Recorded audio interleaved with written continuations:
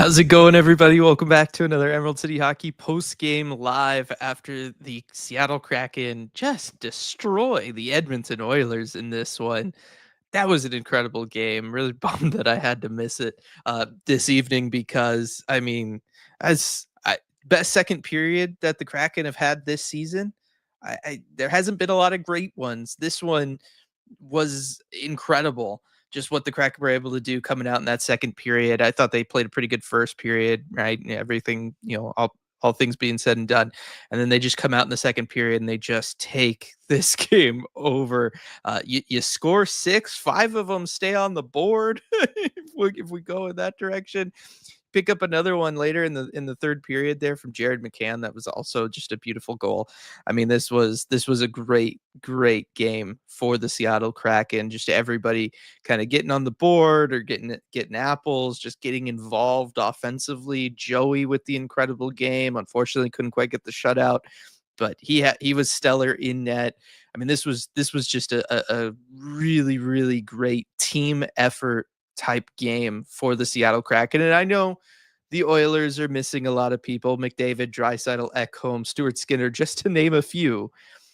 But still, this was a great all-around team game from the Seattle Kraken. What they were able to do tonight was really fantastic, and I can't wait to go over it all with everybody here. RJ will join us from Climate Pledge Arena in just a little bit as well. But of course, first, I got to start off by thanking our wonderful sponsor, Queen Anne Beer Hall, for sponsoring the post-game show like they do each and every time. And that also means reminding everybody that our next watch party is going to be at Queen Anne Beer Hall's Moss Bay Hall location, less than a week away, Wednesday, April 2nd, 7:30 for the Kraken's game in Vancouver. We're going to have a couple of Kraken tickets to give away at that. I've got a special prize to give away at that. I'm working on getting a special guest there, maybe, who may or may not be up here right now with me as we're kicking off post game live.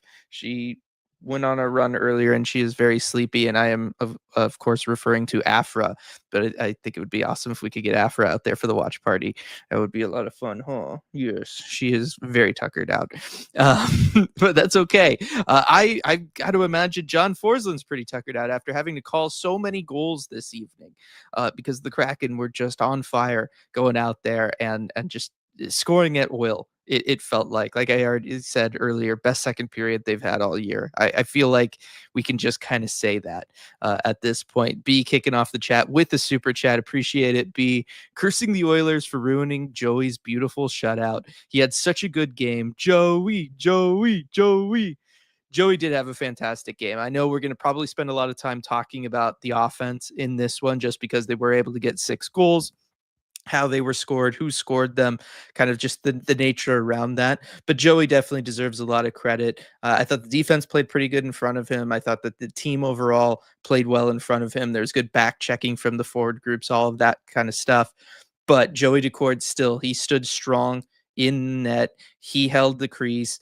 He made some fantastic saves in this one. Great lateral movement saves. And I think we sometimes take his lateral movement for granted. And I think this was a good game to kind of juxtapose him versus like Calvin Pickard and his ability to kind of move cross crease. Joey is just next level at being able to make those saves, reaching out with either his leg if the puck's on the ground, or in this one, I think about that huge blocker save that he had coming across. He's just so fantastic at being able to do that. He really kind of has a sixth sense for kind of where to stick a limb as he has to fling one over, and he does a good job of not only getting the push to get across, but also kind of using that momentum of having to throw out his arm to kind of drag him over to where he needs to be able to make that save. And I think that that's partly why Joey is able to, go through games like this. Like the Oilers, despite the fact that they're missing guys like Connor McDavid and Leon Draisaitl, they still have some guys that can score. They still had some premium scoring opportunities, but Joey was able to make those big saves because of that lateral movement, because of how good he is. And it was just a lot of fun to be able to watch those moments and see that for him. think of that Ryan Nugent Hopkins, the save on Ryan Nugent Hopkins. I mean, it was incredible. So yes, I have a feeling we'll probably talk a lot about the offense tonight, but I like that first super chat from B there mentioning Joey. Because he was a big part of this one as well. And he also played a fantastic game and deserves the recognition for it, for sure. Next super chat here from Kendall. Really appreciate the super chat, Kendall. This team feels different. They look more focused, but also like they're having more fun. Also looks like Evans got a little bit of his spark back, which I love. Yeah, it does look like Riker Evans is kind of figuring things out a little bit. I got to think that they've been working with him on stuff, just reviewing game tape again. It seemed like so much of what was really kind of plaguing Riker Evans was just him overthinking things out there on the ice. I think that he's getting back to playing the way a defenseman kind of has to, which I've talked about in the past, is you have to rely on your instincts, right? First thought, you just go with it, right? Whatever you instinctually feel like you have to do to defend a situation, you go and you make that move to defend that situation. And I think that he's getting back to that. We're not seeing that same um, analysis paralysis that we were kind of seeing from him, where he was maybe second guessing himself or maybe overthinking things. It does feel like he's kind of getting back to that. But then, yes, like I said earlier as well, just to get to your other point about the team looking more focused and having more fun, I think certainly any time that they can score 6 goals is going to be a lot of fun for them. I do feel like just because they have been able to score these last couple of games and it's been more of like a team effort, I think that they are having a better time out there. I think that that is good for them. I think that just their ability to play as full units out there. I know I talked about it earlier when we were talking about that first super chat about Joey, and I referenced like the back checking from the forward groups. The forward groups have been playing better in the defensive zone. It really has been kind of full 5-man units working in all 3 zones. We're obviously seeing it in the offensive zone, where we're seeing the ability for the team to, the forward group especially, to move the puck around a little bit more. We're seeing them make passes for backdoor plays. That was obviously a big part of what we saw tonight from them and how they were able to score as many goals as they did. We're able to see situations where they're able to move the puck up high to the D get their shots, but really the D looking to move the puck back down to the forwards so that those forwards can make plays. It feels almost like a different offensive system. And I kind of want to like go back and watch things and really kind of pay attention to this down the stretch.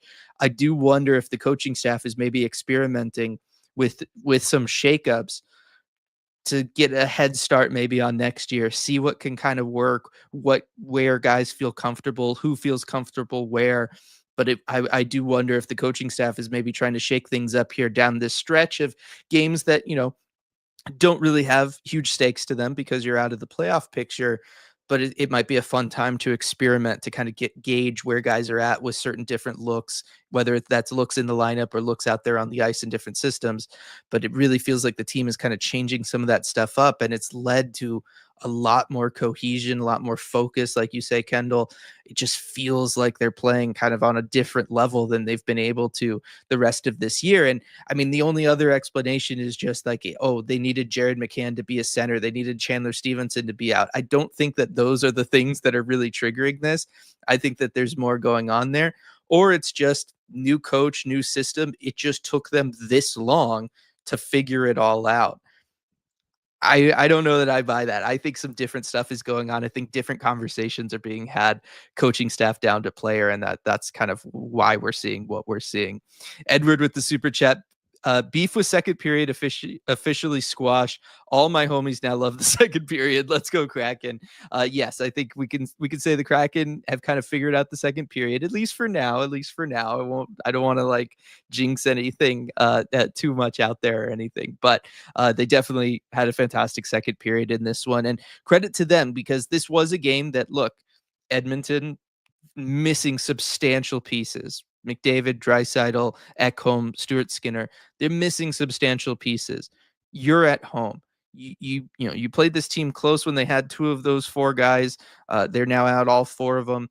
You're kind of expected to play well. You're expected to do well in this game. And in that first period, they played well, but they didn't separate themselves from the Oilers, right? Like it was what it was. Credit to them for, kind of getting back together, refocusing, going out there.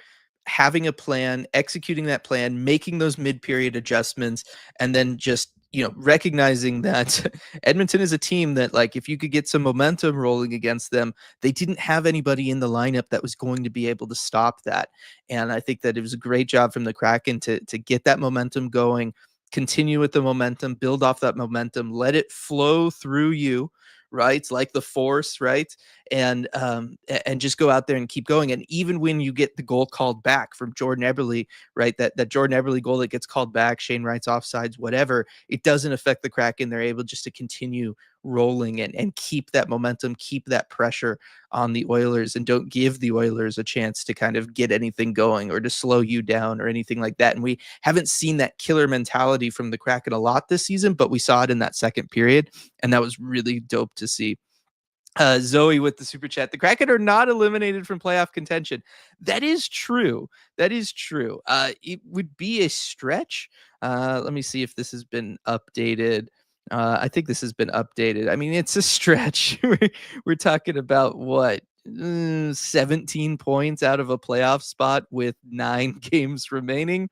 Uh, it's they're not mathematically out. I will say that, but it's tough. They have to win out, and they would need several teams to lose out for it to happen. So it's not happening, but they are technically not eliminated. You are correct in that, Zoe. All right, heading over. Appreciate all the super chats, by the way. Like that was fantastic. Appreciate the super chat there from Zoe.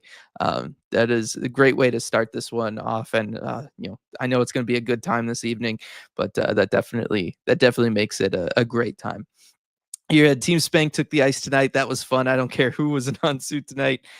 It was fun. It was just a good game. It was just good to see the guys kind of go out there and score the goals that they were scoring, play the way that they were playing. I've kind of already gone over all of the stuff that I liked about it, from the more general standpoint. But it was really good to see that, and you can just tell that this group needs games like this and wants games like this. And like we'd kind of talked about on the last post game, the difference between watching this team late this year when they're out of it, not technically, but they're out of it, versus last season when they were in this similar spot. And you were not seeing games like this. You were not seeing the smiles. You were not seeing them work on team cohesion and finding chemistry and finding ways to be 5-man units through all 3 zones and with back checking.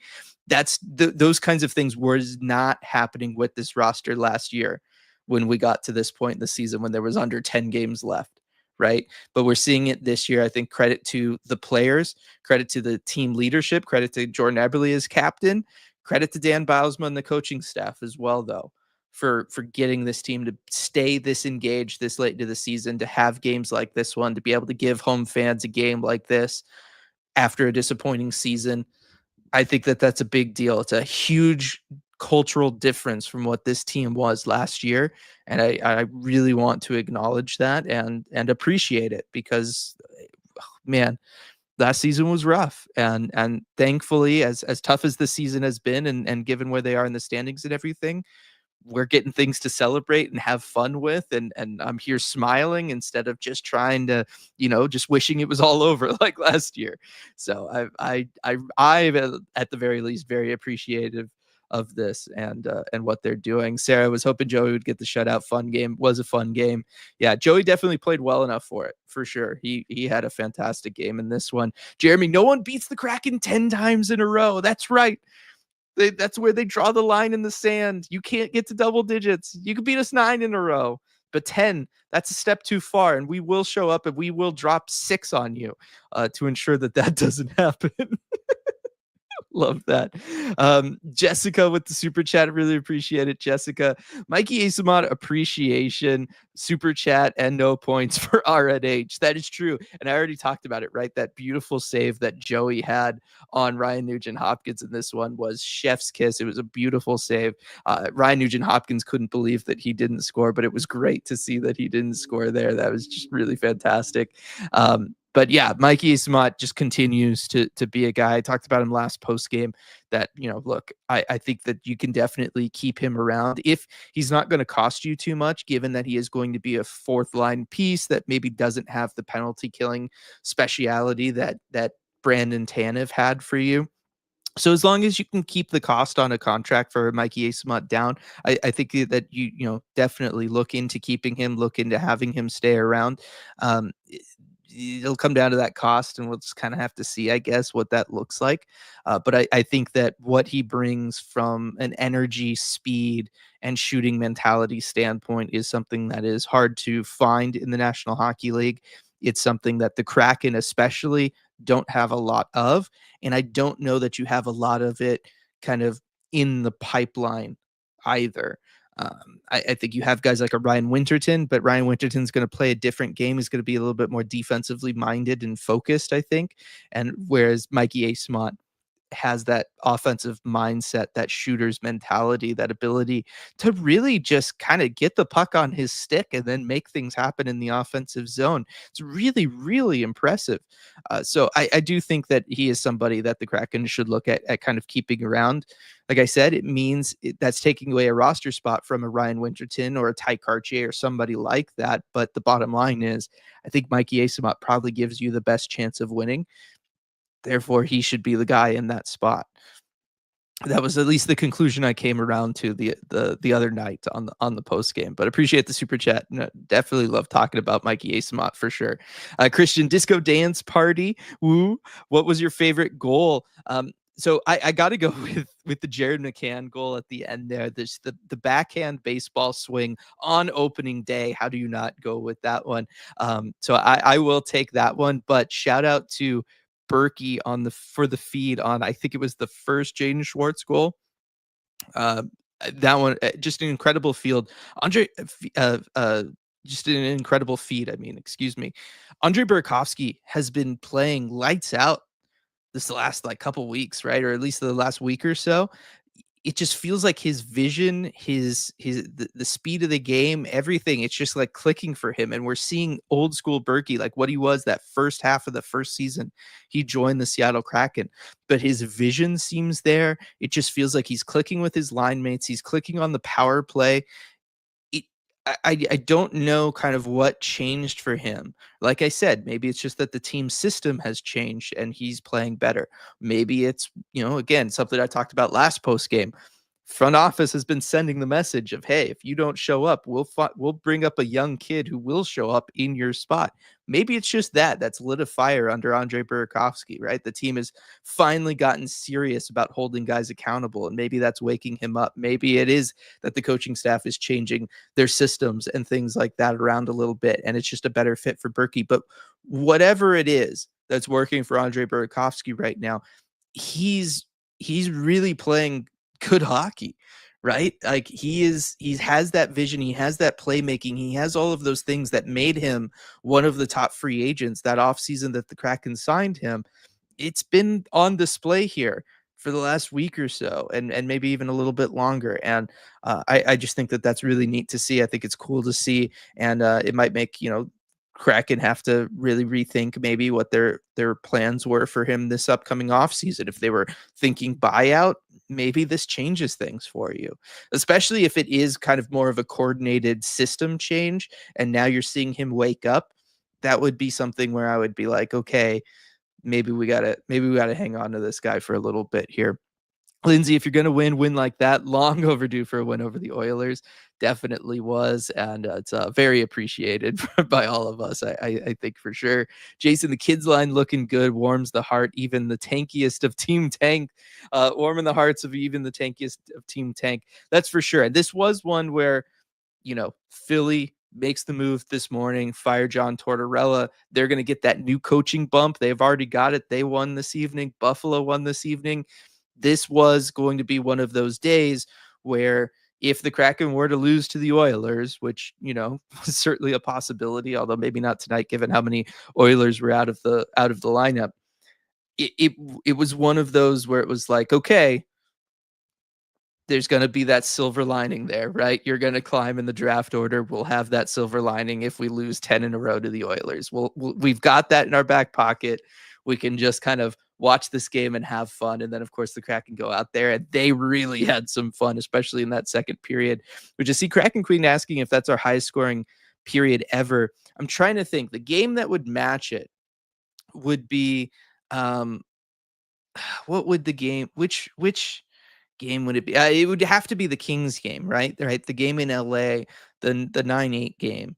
And I'm trying to remember how many how many goals they scored period by period in that one, because it was more spread out. It was definitely more spread out than I think 6 in 1 period. Now, not total goals scored for both teams. That was insane. We were on pace for something like ridiculous at one point where it felt like the game it was going to be over 20 goals total. But I got to think that 5 is up there for this. That could be close to tying the record, maybe. Um, Kraken Queen. That's a good question though, and I just don't have an answer off the top of my head, unfortunately. Some more love from Mikey Asimon in here. Jake with Berkey really had a solid game. He did. He definitely did. And Jeremy Berkey's been playing well since the deadline for sure. Oh, for sure. Stratic with what's your favorite goal? Mine was Yanni's. Yeah, like I said, I've got to go with the Jared McCann one. I just love that. I love it for Jared McCann too, because he's been a guy who has been, he's been playing really well, asked to be in a different spot than what he's been in for most of the season. I really love that, and I love seeing him kind of get rewarded by getting on the board, because he's playing a really strong two-way game. He's filling in where the team needs him to. He's being a great team player right now. I love the way he back checks. Just so much of what he's been doing. It's been a tough year from him on the scoring front. I love to see him get a goal like that, especially one that is such a skill play. I have to go with the Jared McCann one, but Yanni's goal was great as well. Love seeing the young guy pick one up like that. And we'll ask RJ when RJ joins us from CPA in just a little bit, probably soon. My guess is they might get through media a little quick today, just given how this game this game went. George, any idea why they're still riding Joey versus playing Groove 50%? I don't know. I think if the team is, again, they're trying to kind of game plan and look at things for next season, test stuff out on the ice, test out new systems, test out new line combinations, defensive pairings, overall focuses for guys. That would be a reason for you to want to go with the goalie that you know is going to be your goalie next year. And so you'd want to see what those systems and those lineup configurations look like in front of Joey Daccord.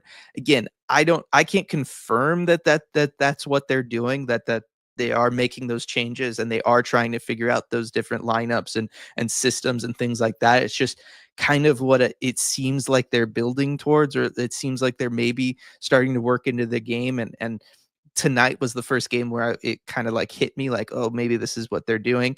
That would be a reason why they're still writing Joey.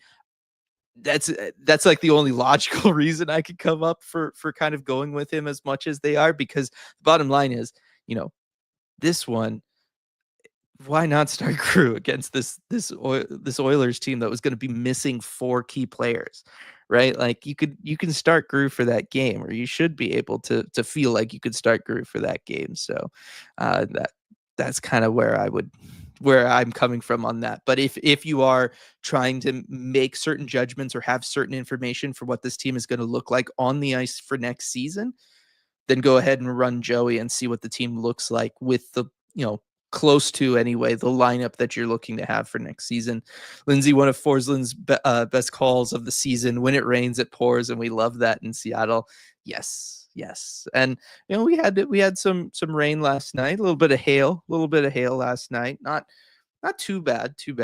Granted, I was down here in Tacoma, so I don't know what it was like for everybody up in the city, but we had like a little bit of hail. Cole, great win for morale. Love to see it. On the flip side, the Kraken have the second toughest remaining schedule, so Tank is still alive. Whatever happens, stay fun. Yeah, like I said, we've got certain things like tonight, right? Flyers win, Buffalo wins. You kind of know that going into the game. Just stick it in your back pocket. Silver lining if things go bad. If you lose 10 in a row to the Oilers, well, hey, we'll be working on draft seeding. It's fine. I think that's kind of just the way to play out the rest of this year. But as the team is working on things and and just having fun. I want them to have fun. I want them to finish this season on a high note. I just do. I need to enter an off season with some optimism and feeling good about things, because it hasn't there's only been one off season like that, right? There's only been one instance of us entering an off season like that, and I need it. I need it. It's tough. It's really tough. But yeah, I had a long day and fell asleep during pregame and woke up less than a minute before the first goal, so I caught everything important, I guess. Yes, you did, B. That was probably the best way to watch this game. Kraken Queen, too bad the Ebbs goal didn't count because it was so fun to keep celebrating before they could even announce the previous goals. Yes, I mean that was that game in LA, because both teams were scoring back and forth. They were like at one point they were like 3 goals stacked up, and they just could not get to them because the teams could not stop scoring. Like, it was impossible for them to not score. It was good stuff. RJ letting us know that Asamont got the belt, and I see all the love for him in chat. Love to see that. Fusion Mix, really impressed by Nyman. Sure, some of it is rookie debut luck, but wow, this is a player. No, like I said, his 5-on-5 stuff is really kind of growing. There was one play tonight where I was like, maybe take the shot there instead of going for the pass. It was when he tried to pass it. He was kind of in the high slot. He makes that pass down low to Matty Beniers, who's kind of more net side. And I like that he's thinking creatively. Like, I've been talking about this, right, as we've been on this journey with Yanni Nyman, whether it's in post games or on the deep dive. His growth at 5-on-5, as he's starting to pick his head up, as he's starting to experiment a little bit more out there, as he's working on his playmaking. I like that he has that, and that he's wanting to incorporate that into his game. He doesn't want to just be the big man who shoots the puck, right? That was I think, though, a rookie moment was him making that pass down. I think that was an opportunity where he was in the slot. Granted, it was the high slot, but he's got a hell of a shot. He can take a shot from there, and take the shot from there. And if it is saved, there's most likely going to be a rebound. And he had both Matty Beniers and he had Capo Caco there on both sides of the net that could have been there for that rebound. So I think I would have liked to see him have a little bit more of a shooter's mentality on that one play. But other than that, I mean, he looks good. He's fitting in with those guys. They're playing good hockey at 5-on-5, and that's all you need to see. He picks up another goal. Like, he's just there. He's ready. The skating is still kind of an issue for him, but he's able to keep pace with everybody, and he goes to the right areas in the offensive zone. So it doesn't matter that he's not as agile and he's not as quick-footed for like little things like that. If he's in the right spot, he's in the right spot, and he doesn't need to worry about getting to the right spot. And so I think that it's really, I've been really impressed with him. Those of you who've followed me on Patreon, on our Patreon and the prospect chats and everything, I've had those concerns about him all along. Team has had those concerns about him all along. It hasn't just been a me thing. This has been really, like, everybody has had these concerns about, like, what his playmaking could look like. Can he match the speed of the NHL, and what will his skating end up looking like? And all credit to Yanni Nyman for putting in the work to develop and address those concerns and grow his game and get to the point where he can be this good, this fast in the National Hockey League. Like, he really did have to put in a lot of work. This is not like, oh, he was drafted 10th overall and it just took him 2 years, and here he is in the National Hockey League, and here he is going out there and he's scoring goals. This is a second round guy, which is still a high pick for sure, but he was a second round guy with a lot of question marks, a lot of, potential red flags. Like, his skating was a serious red flag. And over the last 3 seasons, essentially, he has done everything in his power to address those red flags, turn them around, and become this guy. And I know that the Kraken organization, all of his coaches along the way, they all deserve credit, but I really think vast majority of it has to go to Yanni Nyman for learning from all of those people, being open to learning from all of those people, putting in the work to take those messages, take those lessons in, and incorporate them into his game, fight against the muscle memory that he had to bend over at a 90-degree angle and skate like this down the ice. And now he's a little bit more like this. It still doesn't look great, but it's so significantly better. And it's the difference between him being, with Coachella Valley, and honestly probably being mid with Coachella Valley, versus being an NHL player who's able to contribute not just on the power play, but also at 5-on-5. And it's so dope to see that. Like, you just love seeing those kinds of journeys for guys like that, where they put in the work, they get better, they're listening to their coaches, and then it all pays off for them. And that's what we're seeing for Yanni Nyman. And I know that we've only seen a small fraction of all of that work and all of that effort from him to make those changes, but it's got to feel so rewarding for him, or at least I hope it does. And I'm so happy that he's having actual success too at the NHL level, and it's got to help make it all feel worth it for him. It is so cool to see that. So cool to see that. Edward, wow, guys, I can only announce these goals so fast. The PA announcer after that Ebbs goal that got called back, probably. Yeah, seriously. Maybe it was Chet. Chet was like, "Hey, can we settle down? Can you take that one off the board? Actually, I've got a couple stacked up here. I gotta read off. Maybe we can just do that." Chet would never do that, but that would be fun. That would be fun. Yes. Let's see. Mason, the Blues have been able to eliminate so many teams lately. Yeah, the Blues are definitely going on a run. They seem to want it. They seem to want to go and see if maybe they can take advantage of the burned out Hellebuck in the first round, right? That would be what you'd be fighting for with that 8th spot. Definitely. George, we're still going to have a worse record than last season with a much higher payroll, but it is refreshing to see effort. Yeah, and like, it's gonna be more of a conversation for the deep dive, certainly at the end of the year when we kind of have to do go back and go through everything. I don't know that we'd call it a postmortem this year. Felt more appropriate last year, but like, you aren't wrong, George. Like, this year has technically been worse, and yet the vibes and the feel of it are so much better, and we have actual hope, and that can't be discounted either. And so it does make this year as a whole a little awkward to kind of go back and revisit at towards the end here.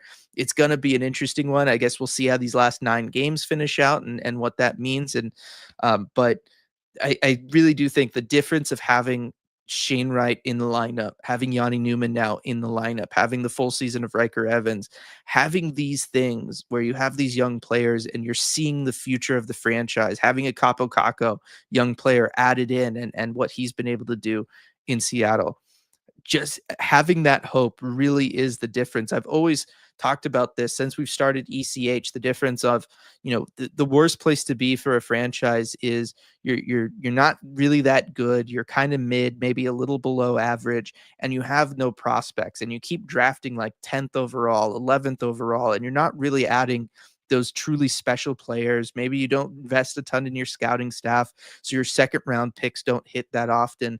Those are the teams and those are the fan bases that really struggle, because if you're a fan of those teams, your team doesn't really win that much, or it doesn't win enough. Maybe every so often you're an 8th seed and you get bounced in the first round.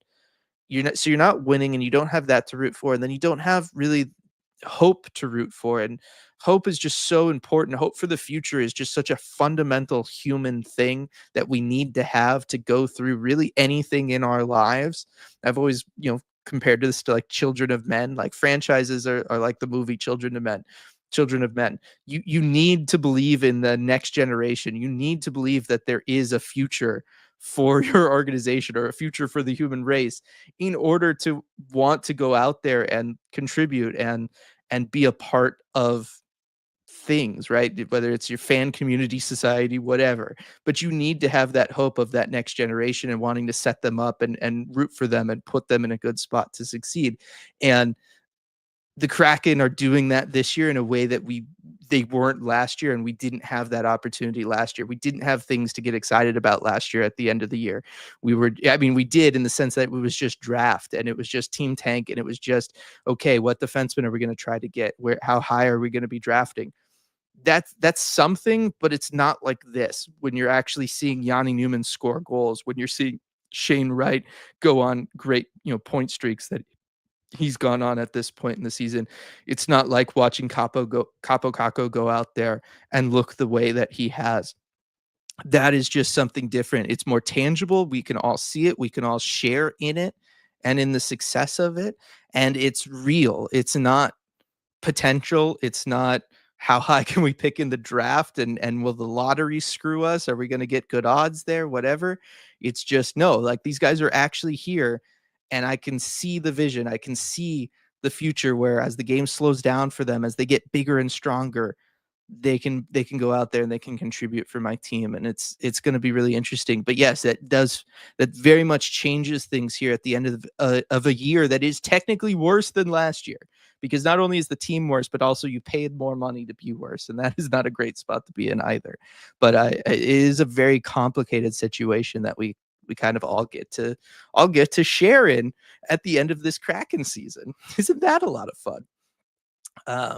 So there's that. I do love this from Striatic. Mikey Asimon is the Victor Rask of Daniel Sprongs. That's one of the most Kraken quotes of all time. I really appreciate that, Striatic. That it takes me back. It hits all the good nostalgia notes. But it is very good. It is very, very good. Jason has your overall view of Nyman's potential changed seeing him in the NHL? I feel like I kind of addressed that a little bit ago. But the bottom line is definitely yes. Definitely yes. Zoe letting us know we did score 6 in one period at some point. Okay, so it is not a that one up there that is good. Let's see here. People asking which goal that was. Fusion Mix found it 6 in one period versus Chicago at the end of the Martin Jones God run on January. Okay, that was the watch party game. That was the watch party game at Queen Anne Beer Hall. Yes. Okay, I remember that. I couldn't. Yeah, that was the watch party game. That was the good watch party game. That is good. That is good. Love that from everybody. Yeah, and Edward, wasn't that the ECH watch party? Yes. It was so wild. It was so wild being there for that one. We were just all losing our minds. It was so much fun. Oh, it was so much fun. That was fantastic. Let's see. Lindsay, would you say that Nyman looks like a new man? But and then Rebecca with the groan. Yes, I'm sharing with Becca there. I come on, Lindsay. Although you knew, I see the drum fill there at the end. That is good. That is good stuff. I'm honestly surprised we haven't had RJ join us almost 40 minutes in after a big win like this. That's odd. Usually they move us pretty quick because they want to go celebrate. They want to go have a good time and all of that kind of stuff. So that is interesting. Also appreciate this from Jeremy, giving the goal breakdown from that Kings Kraken game. Or I guess I should say Kraken Kings game in LA. 3-goal first period, 5-goal second period, and then the 1 in overtime for the Kraken to get to that 9-goal mark. And of course, right after I say, "Where's RJ?" RJ appears. How's it going, RJ? Going pretty well. Sorry I took so long, but it's because there was just a lot of stuff going on, a lot of really good quotes from people. Yeah, okay. Well, let's hear them, because I was just commenting on how I was surprised how long it was taking you, because usually after big wins like this, they want to shove us media folk through so that they can all go and have a good time. Yeah, well, I think they were having a good time, and it took a little while to get kind of from Schwartz to Burkovsky. We only talked to 2 players, but I think the team was just having a really good time. I think it took a little bit longer too with the belt ceremony as well, but that's usually a good sign too. Yep. But so we got Jaden Schwartz first, and as he's walking up, Joey Daccord comes over and he said, "Hey, goalies hate to see the Chach man coming." So that, referring, of course, to the nickname Cha-Cha, which I don't know where he got that nickname, but Kate and I are going to try and get to the bottom of it. But goalies do hate to see the Chach man coming. Jaden Schwartz with a couple goals in this one, and gets to 23 on the season, his most goals in 7 years. And Dan was asked about that as well by Jeff Baker, and it was a funny exchange too, where Jeff was saying, he's in his 30s, and it's not necessarily supposed to work that way, where you're perform better.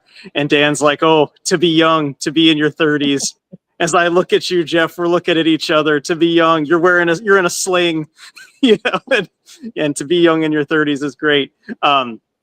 But I think Dan said, being healthy is part of it. Schwartz himself said that, that's part of it as well. But he said every season's kind of different, right? It's just sometimes bounces go your way or not, but just being able to be consistently in the right spots. And also he said the offseason went really well for him, being healthy. He felt like he liked his training regimen, his offseason and everything.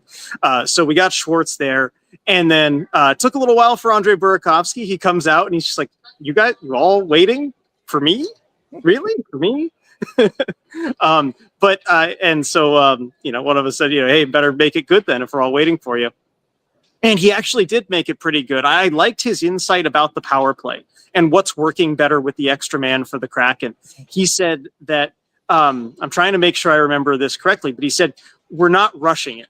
He said early on, we made a lot of stupid plays where we were trying to rush it with the puck, but now we're good at recognizing when that pressure is coming to the first man, bypassing that first man, and then at that point looking up, and somebody's always going to be open due to the nature of the power play, of course. And you see that's kind of exactly what happened on that Schwartz goal back door, where you bypass the pressure from the first guy pressuring up at the point, you work the puck down to Jared McCann, all of a sudden he's got a lane to Burkovsky because you have the numerical advantage, someone's open, and then right to Schwartz back door. And I think it's just that patience with the puck is really what Berkey pointed to as far as what's working for the power play a little bit better there. So I thought that was some really good insight on that. And then trying to think of what else. I mean, I know there were a couple more funny moments from Dan, but there were so many things that I was trying to make notes and remember. But maybe some future things will jog my memory. But I mean, the vibes were very good. I guess one more thing from Dan too, talking about the challenge on that goal in the first period. He said he was majorly concerned about it. He was not at all 100% sure that one was going to go the Kraken's way. He gave all credit to Brady Morgan and Tim Ohashi on that one, but sounded like from what they said that they weren't 100% sure. Some of them you are 100% sure, like that Oilers challenge later for the offside goal. That one was clear, but this one, it was a real gamble, but Bilesman took it. Yeah, and I don't know what replays you got in Arena, RJ, but yes, from what we got on the Kraken Hockey Network, it was only one camera angle that really showed it, and that was you couldn't even really see that it was, in fact, there was contact there. It was just that the puck's trajectory changes. And so it would be one where you'd have to hope that the ref notices that, and that's enough for them in their minds to overturn it. Yeah, there wasn't anything completely definitive here. You could tell the puck changed direction, so it hit something, and you could kind of deduce that it was Connor Brown's stick. But then there was also the question of, did it hit Vince Dunn's glove afterward and change direction again? That one seemed even closer to me on the replay that I saw. I couldn't tell you for sure. It's still a gamble, but I think probably they got it right, but I couldn't tell you for sure. They got it right. We'll say they got it right. I think they did. But it was a big challenge. I think if that goes the other way, it could be a very different game. I know this ends up being a blowout and it's not even close, but if the Oilers get on the board there early and get a power play after it, you never know. It could look very different. Yep. Stratic beating me to it. I was going to ask you once we were done with that, what your favorite goal was, but Stratic already got it in there. RJ, what was your favorite goal from this evening? Oh man. Plenty to choose from. Huh? Plenty to choose from. Yes, plenty to choose from. I know. Let's see. We got, Schwartz's too. We got Berkey. We got McCann's might have been the most fun. I think it was probably the least consequential, but man, I love that batting it out of the air on the backhand. But I got to go with the tip from Yanni Nyman. Seeing him score in a different way than what we're used to. It's, not with a rocket shot, but with a really skilled tip from the slot. And that's something else that I think the Kraken have needed more of this season. And it just shows another element of what he can bring next year that the team has really been missing. Yeah, definitely. And I like that wasn't one of the two that I cheated and picked. So okay, great. Cool. I had to give it to McCann on baseball's opening day. Oh, for sure. I mean, there's nothing wrong with that pick whatsoever. How do you not? Edward, going back to that review on the high stick there. Yeah, Forsland and Eddie were really talking themselves out of it as the review went on. I was kind of surprised when the Kraken won the challenge. It was definitely a close one, but I think that they did get it right. I feel like there was enough that you could see there that the puck changes how it's falling. Like the rotation of the puck very obviously changes. And so you can kind of go from there. But it's one of those, like, you can consciously know that. But if you're an NHL official, you have to be like 100% sure. You need indisputable evidence. That's the standard. Yes. Yeah, and that is, a tough one, and certainly I could understand the concern around that. If you're anybody involved, Dan, video coaches, John, and Eddie up in the booth, on whether or not that qualifies, just because we never really get answers on what those things are, unfortunately. One of the things that we talked about at the beginning, and we haven't talked about in a little while, but I would love your kind of take on it, RJ, is just Joey, because obviously on a night like this, you talk about the offense, you talk about how great everybody played, but Joey Daccord had just another phenomenal game in this one. Unfortunately doesn't get the shutout. That was a bummer, but is able to go out there and he made some incredible saves. And I do think it's nice to kind of see him back playing at this level, because it has been a little bit. It has, and I think this was steal a game level from Joey Daccord yet again, and they needed him to be that good in the first period before the Kraken busted this game open. And I think Dan said he played well enough for the shutout. Actually, Dan took the blame for Joey not having the shutout because he said, He didn't say it, did he? He didn't say it, but I thought this was very interesting. Dan said that before these games, he kind of has a projection of how each game will go that he thinks about before the game.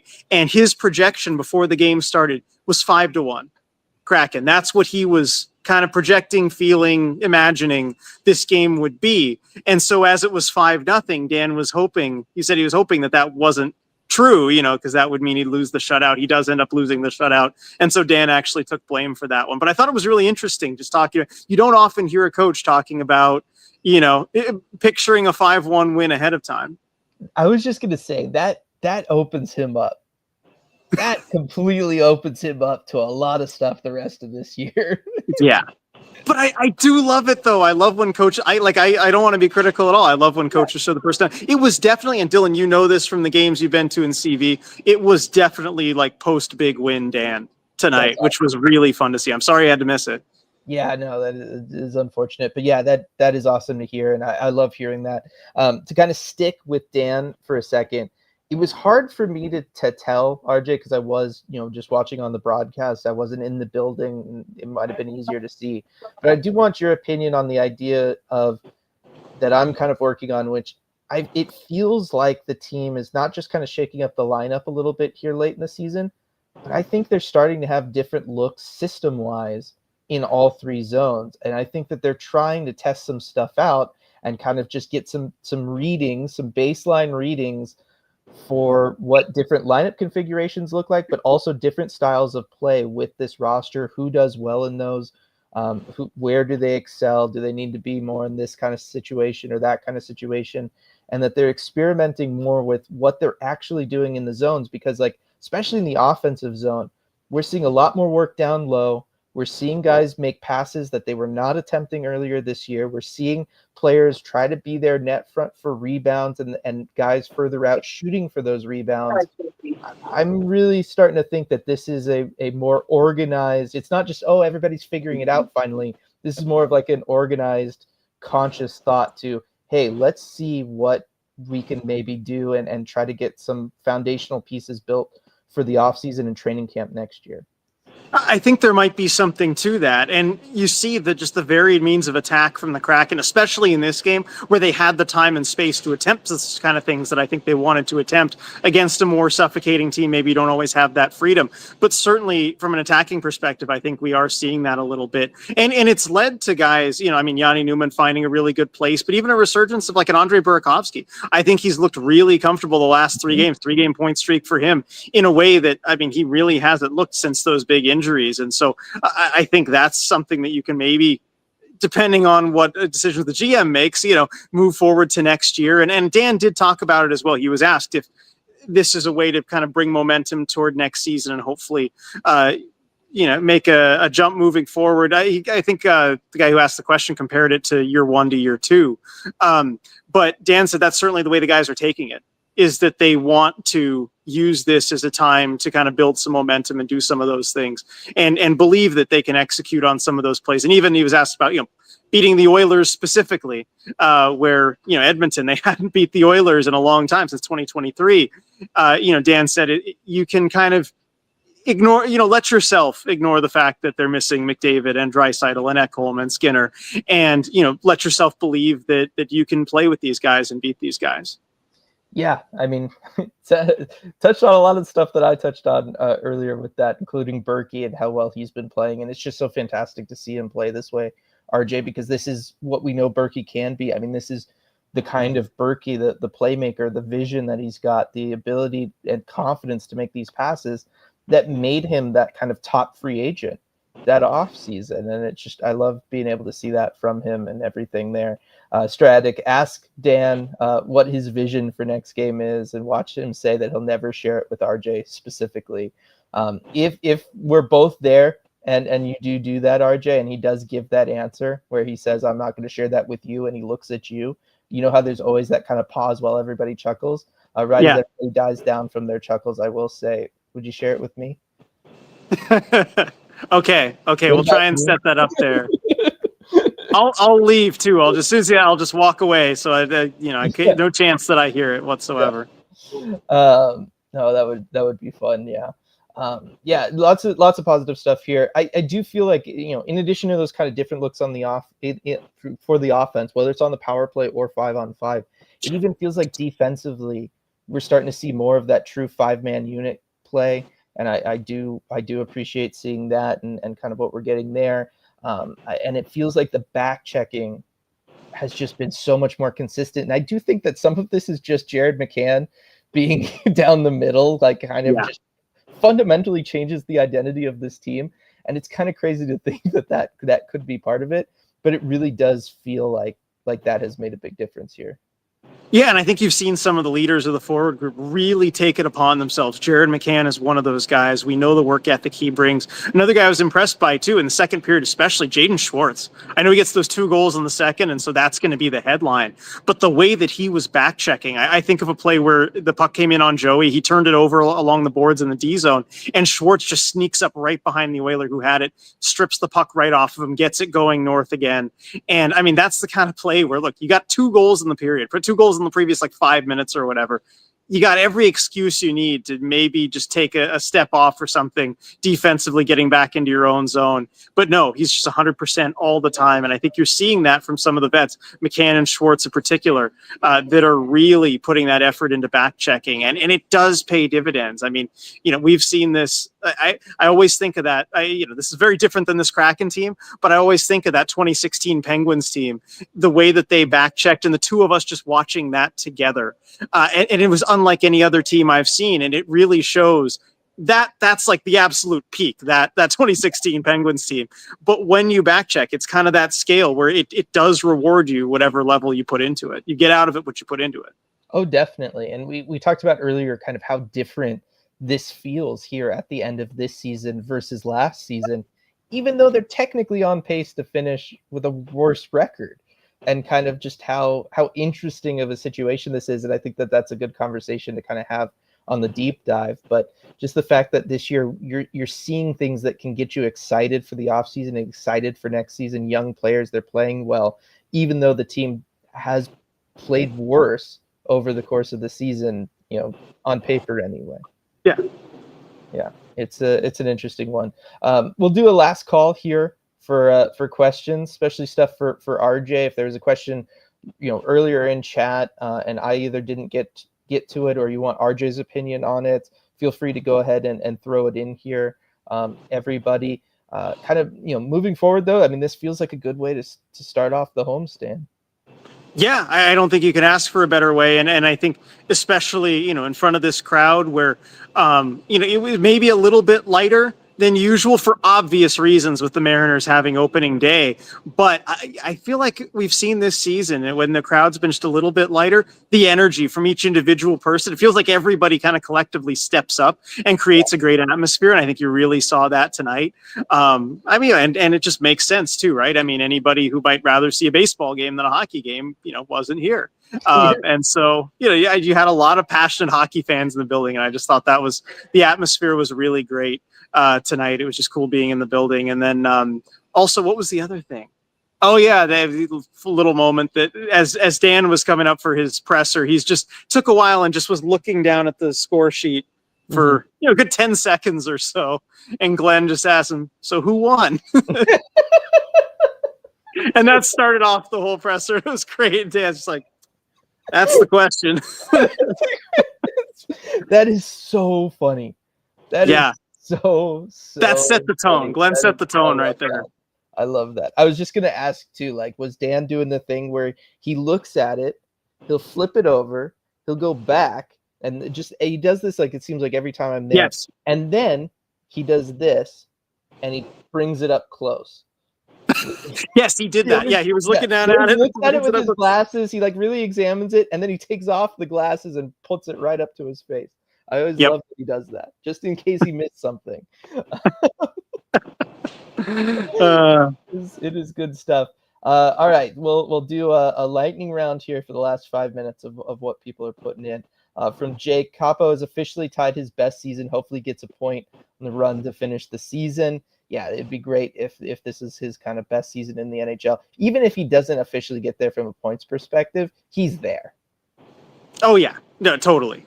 I mean, just great progress from him. And some of the guys, I think, like, you can, whether they get to these milestones or whatever, you can kind of already, like, we've seen what they've done. Like, you can call it a success. Yeah. Zoe, we have to see Gru at some point the rest of the season, right? Which games would you put Gru in for moving forward? And be pointing out that there is one last back-to-back, so Gru should, in theory, get one of those. So Utah, second half of that back-to-back, I'm guessing. Yeah. And then, again, I know Joey had a fantastic game tonight. Put Gru in more. You're burning him out. I know he can still handle this and play well, but, like, come on, think of the future a little bit here. Like, give Joey some more rest. I'm still on that train. Now is not a great time to talk about it, but come on. My theory on it earlier, and like, this is the only thing that I would use as like a viable reason, an excuse that the Kraken could give me, is just that if they are in fact trying out different systems and things like that, and they're trying to get a handle on what they should hit the ground on and what they should work on next training camp, then seeing that with Joey in net, because Joey will be your starter next season, I understand that. But that's like the only thing that you can tell me that's going to make me say, okay, I'll let it slide. Yeah, and that reason alone is a good one, but it's not worth him potentially getting injured or being messed up for next season. Right.